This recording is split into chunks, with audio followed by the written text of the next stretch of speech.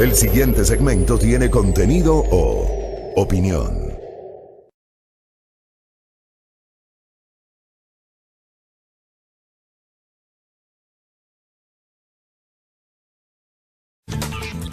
Seis con 21, gracias a los madrugadores, los madrugadores que muy temprano, a esas casi 200 personas que ya están enlazadas con nosotros en nuestra señal en vivo, nuestra transmisión a través del Facebook Live, estamos también en vivo a través de nuestra señal abierta en Pichincha, Esmeraldas y Manabí. Saludos cordiales a la querida provincia de Santo Domingo de los Áchilas a través de la señal de Majestad Televisión y a los abonados del canal 3 de TVNet. Recuerden también que estamos en la internet a través de www.radiomajestad.com. Nos escriben desde la provincia de Orellana, en la región amazónica, gracias a Alessandro Merchán. Desde Riobamba, capital de la provincia de Chimborazo, Jesús nos escribe. Gracias, Iván Zarango nuevamente desde Milán, Italia. Gracias también acá desde Milagro, Ángel Pérez. Muchas gracias. Desde Los Ángeles, California, en los Estados Unidos, Cruzita Cuevas nos escribe. Hola, Nena Vivanco, que también ya está enlazada con nosotros. A nuestros amigos y obviamente los que nos sintonizan acá en la capital con la señal abierta.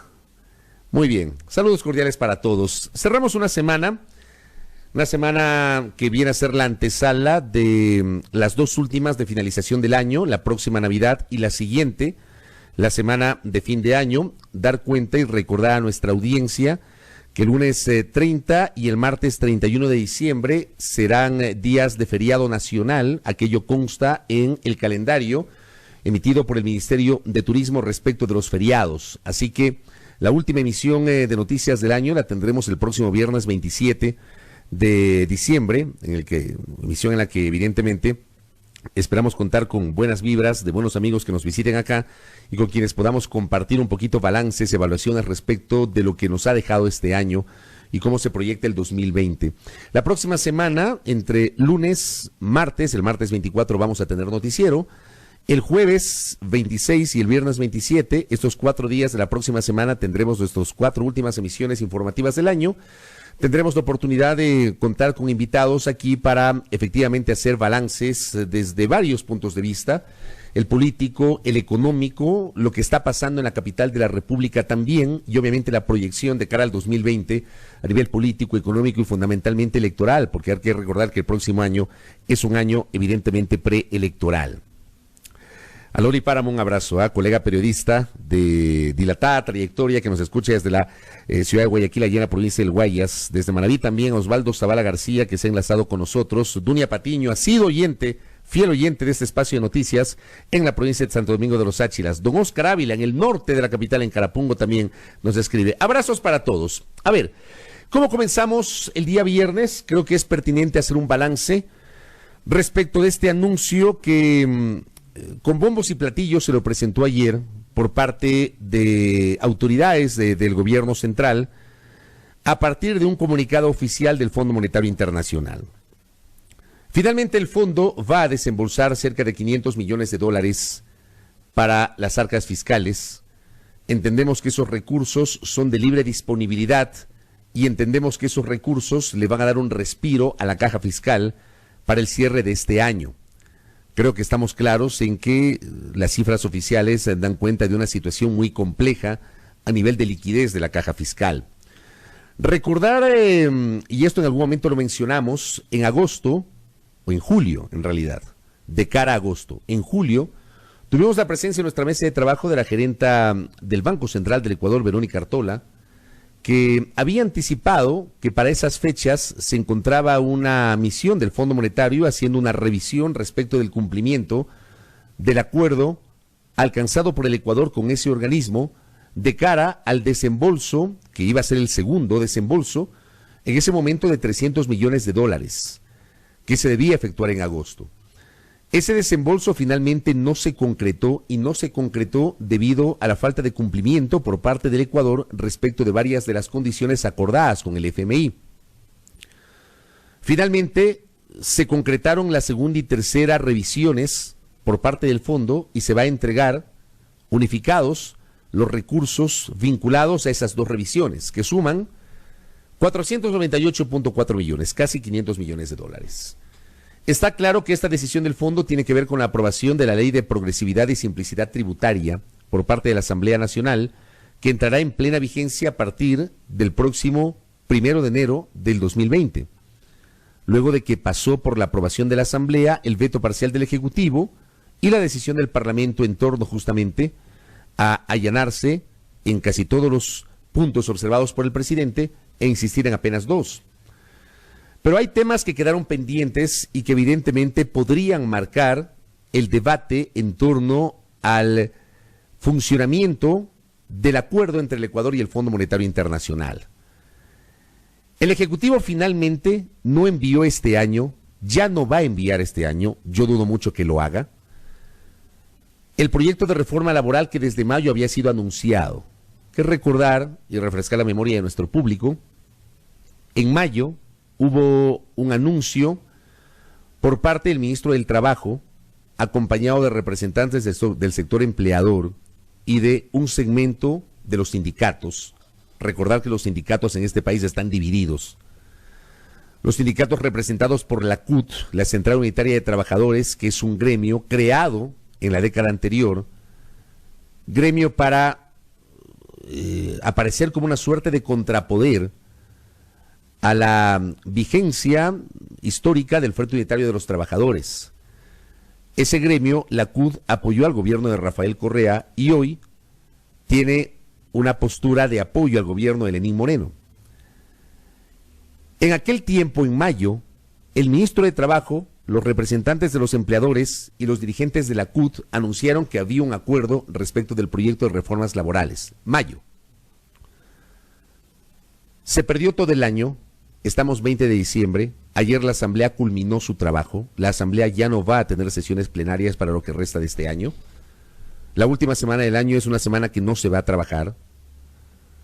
La última semana laborable del año será la próxima, es decir, los 2 días anteriores y los 2 posteriores a la Navidad, y no están previstas sesiones del Pleno de la Asamblea. O sea, no hay agenda legislativa para la próxima semana y mucho menos para la última semana del año. El gobierno ya no tiene tiempo o ya no podrá enviar este año la reforma laboral, que era uno de los requisitos acordados con el Fondo Monetario. Otro de los temas era justamente la Ley de Crecimiento Económico, que fue negada y archivada por el Pleno de la Asamblea Nacional, y en donde entre uno de sus aspectos más importantes y a la vez más polémicos tenía que ver con la autonomía del Banco Central del Ecuador. Autonomía que ha sido largamente discutida en los últimos tiempos, autonomía que además tiene un candado constitucional, si hacemos una comparación de lo que decía la norma constitucional en 1998, tras la Constituyente o Asamblea Constitucional de Sangolquí, y lo que dice la Constitución vigente redactada en la Constituyente de Montecristi. La Constitución del 98 establecía una autonomía plena del Banco Central del Ecuador. La Constitución del 2008 incorpora al Banco Central como parte del frente económico del gobierno de turno. Ese ha sido un debate muy amplio que generó profundas diferencias y divergencias en el Pleno de la legislatura y que fue parte de la decisión de la mayoría de bancadas de no respaldar la Ley de Crecimiento Productivo. Ese también era un requisito del Fondo Monetario Internacional. Y en estas horas, amables oyentes, se ha anunciado que el fondo, tras esta revisión, ha felicitado al Ecuador y ha hablado justamente del cumplimiento de los acuerdos y de la reformulación de algunos de los compromisos adquiridos. Yo creo que es importante que el señor ministro de Economía y Finanzas, Richard Martínez, que las autoridades del Frente Económico le expliquen al país con certeza, con claridad, cuáles son las condiciones que hoy implica el acuerdo con el Fondo Monetario Internacional. Está claro que una de esas condiciones se ha cumplido, que fue la aprobación de la ley tributaria. ¿Qué va a pasar el próximo año? ¿El gobierno finalmente va a enviar una reforma laboral? ¿Es parte de los compromisos con el fondo? Entendemos que sí, pero sabemos también que hay una reconfiguración de varios de esos compromisos alcanzados en el acuerdo original, justamente por la situación política compleja a través de la cual el gobierno no cuenta con una mayoría sólida en la Asamblea Legislativa. Y eso se expresó justamente con la negativa y posterior archivo del proyecto de ley de crecimiento económico. Siento, y lo traslado a la audiencia, siento que no hay la suficiente claridad respecto de los compromisos adquiridos por el Estado ecuatoriano con el Fondo Monetario Internacional. Lo que compete a las atribuciones exclusivas de la función ejecutiva, entendemos que se ha ido cumpliendo. Lo que llaman algunos eufemísticamente la optimización del aparato burocrático del sector público se ha traducido en despidos de centenas de trabajadores. Esto se ha concretado a lo largo de este año, se ha venido concretando desde el año pasado, ha tenido algunos puntos realmente complejos, por ejemplo la antesala del feriado de Carnaval y la antesala del feriado del 2 y del 3 de noviembre, cuando se generó una masiva desvinculación de servidores públicos. Y sabemos que en estas horas se ha emitido una reglamentación para proceder justamente con lo que el gobierno llama la optimización de los servidores públicos con contratos ocasionales. El contrato ocasional, en buen romance, no le brinda estabilidad laboral al servidor público. Y entendemos que ese plan va a continuar, porque además es una atribución privativa de la función ejecutiva. Otra atribución privativa de la función ejecutiva, y que entendemos forma parte del acuerdo con el fondo, tiene que ver con lo que igualmente, de manera eufemística, llama el gobierno la monetización de los activos del Estado, que no significa otra cosa que la venta de bienes del Estado o la concesión de la administración de bienes del Estado. Entendemos que los temas probablemente más emblemáticos tienen que ver con el Campo Sacha, la administración del Campo Sacha, la administración de varios de los proyectos hidroeléctricos que tiene el país, entre esos el proyecto Sopladora, la posible venta del Banco del Pacífico, que fue un banco comercial que fue entregado al Estado ecuatoriano tras la quiebra de ese banco por parte de la administración privada. El Banco del Pacífico era un banco privado que, fruto de la crisis financiera, pasó a manos del Estado. Ese es un banco que funciona, es un banco que tiene una muy buena situación patrimonial y una muy buena situación de liquidez, y entendemos que hay una intención de vender ese banco, que es un banco comercial. Hay en el camino, pues, la decisión del Ejecutivo de entregar la administración de la Corporación Nacional de Telecomunicaciones, CNT. Y entendemos que esto se va a procurar concretar el próximo año, y para eso no se necesita aprobación de la Asamblea Nacional. Por ahí más o menos va la cosa, pero me parece que el país, los ciudadanos, necesitamos mucha más claridad en el discurso oficial respecto de la naturaleza de los compromisos alcanzados con el Fondo Monetario Internacional. Está claro que para el Ejecutivo las cosas que deban pasar por la Asamblea Legislativa se ponen cuesta arriba. La Asamblea ha cerrado ayer el año tras cumplir una semana de trabajo maratónica con varias sesiones en las cuales evacuó temas para los cuales no había más plazo, ejemplo, la ley tributaria, la proforma presupuestaria, incorporó otros sobre los cuales había urgencias, como el trámite de objeciones presidenciales, en el caso del Código Orgánico Integral Penal, de la ley del registro de violadores, la ley Revas, sobre la cual no hubo una decisión, más allá de que evidentemente el camino que tendrá la Asamblea necesariamente será el archivo, porque hay una decisión de inconstitucionalidad emitida por la Corte Constitucional que es de cumplimiento obligatorio. Allí no hay nada que hacer. Más allá de la postura de algunos legisladores, entre ellos la ponente y la autora de ese proyecto de ley que consideramos importante, pero que la Corte consideró inconstitucional, Lourdes Cuesta decidió declararse en resistencia, pero aquí no aplica aquello. El Pleno simplemente deberá tomar una resolución, y esa resolución significará el archivo de esa ley que ha sido declarada inconstitucional por la Corte, tras el veto del Ejecutivo. Se conoció también el informe preparado por una comisión ocasional sobre el paro de octubre. Así trabajó la Asamblea esta semana. Pero ¿cuál es la proyección para el próximo año? Y le vamos a preguntar en segundos a Juan Cristóbal Lloret de la Revolución Ciudadana y más adelante a Patricio Donoso. Porque sentimos que el gobierno, y esto lo venimos advirtiendo desde mayo, el gobierno no tiene una mayoría sólida en la Asamblea Nacional, más allá de que se había presentado aquella mayoría como una suerte de acuerdo de gobernabilidad de cara a la elección de autoridades del Legislativo el 14 de mayo de este año. Esa mayoría funcionó plenamente para ese propósito, para elegir a César Litardo, presidente de la Asamblea, a César Solórzano, primer vicepresidente, y a Patricio Donoso, segundo vicepresidente. Funcionó para integrar el Consejo de Administración Legislativa CAL y funcionó para distribuir las 12 comisiones legislativas especializadas permanentes más la Comisión de Fiscalización y Control Político. De allí en adelante, esa mayoría ha enfrentado tropiezos en el curso del debate parlamentario y sobre todo respecto de los temas más sensibles que tienen que ver con la situación económica del país. ¿Cómo se proyecta esa mayoría para el próximo año? Tomando en cuenta la posibilidad de que el Ejecutivo envíe la reforma laboral. No descarto que el Ejecutivo remita por la vía ordinaria aquellas reformas, por ejemplo, al Código de las Finanzas Públicas, al Código Monetario Financiero, que tienen que ver con la autonomía del Banco Central y que fueron rechazadas en noviembre pasado por los legisladores. ¿Cómo va a operar esa mayoría cuando ni siquiera el gobierno tiene una bancada sólida? Y me refiero a Alianza País.